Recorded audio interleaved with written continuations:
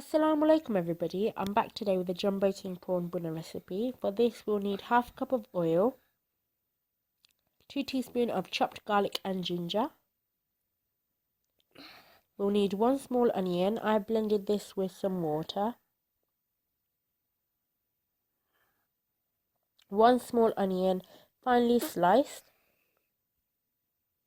Half a tablespoon of salt or to your taste.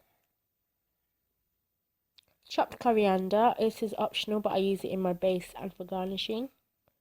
1/4 teaspoon of turmeric powder. 2 teaspoons of hot chili powder or to your taste. 2 teaspoons of hot Madras curry powder. 1 teaspoon of coriander powder. 300 grams jumbo king prawns. I've deveined and washed them. I've left the shell on, but you can remove them, but I think the shells add more flavour.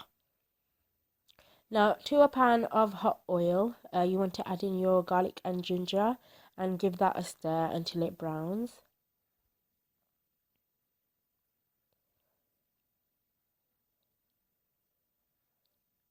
Once this is browned, you want to add to it your your blended onion. I haven't used all of it. I've used exactly 5 tablespoons. As you can see, I've used a measuring spoon here. So I've used 5 tablespoons of the blended onion. And I'm going to give that a quick stir. That's Dean in the background coughing. Do you want to say hi to everybody? Hi. And then I'm going to add the onion with that as well.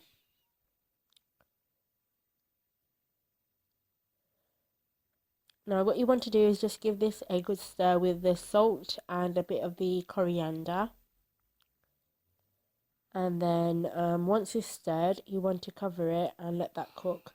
What covering does and letting it cook on a low to medium heat is it softens the onions more than if you were to leave the pan open, because the moisture remains in, whereas if the pan was open it would be evaporated.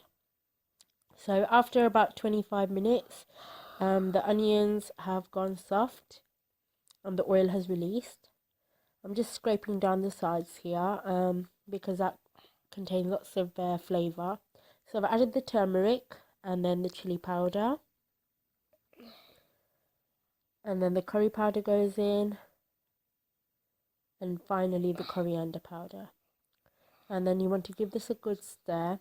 And I'm going to cook the masala now for longer than usual, only because prawns don't actually need much cooking. If they're overcooked then they turn rubbery.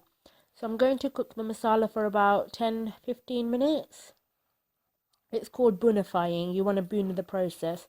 That's the whole point to a bhuna, is you want to properly saute the onions down to get a concentrated flavour. So I'm adding the prawns in now. All I've done is I've taken the legs off them as well, but I've left the tails on and the shells. They were headless to begin with. Sorry, prawns.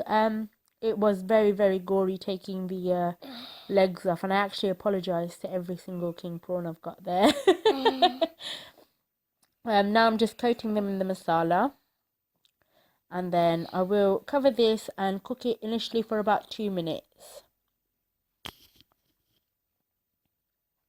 After 2 minutes, I've just started to curl up and the shells started to turn pink. You can miss this process where you add the water. I've just added a touch, probably about 100 mils, only because I wanted the water, the sauce a bit saucier.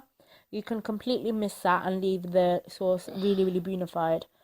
But I wanted just a bit of sauce to have with my rice. I'm just trying to pick up, having a fight with the prawn here, just to show you that the shell is turning pink.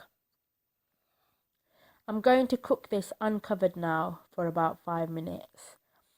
And after that, that's it. I've turned the heat off and I'll be garnishing with the coriander and the green chillies now.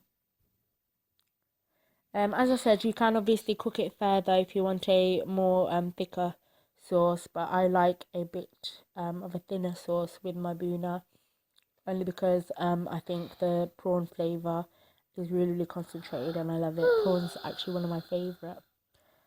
Just adding a final touch of coriander there, and that's it. That's completed. There's my finished curry. I think it looks gorgeous. Mashallah. Too much fitna in this photo.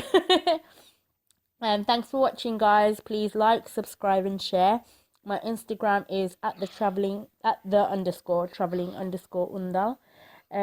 Please go follow. Thank you. Bye. Assalamu alaikum, everybody. I'm back today with a jumbo tin prawn bhuna recipe.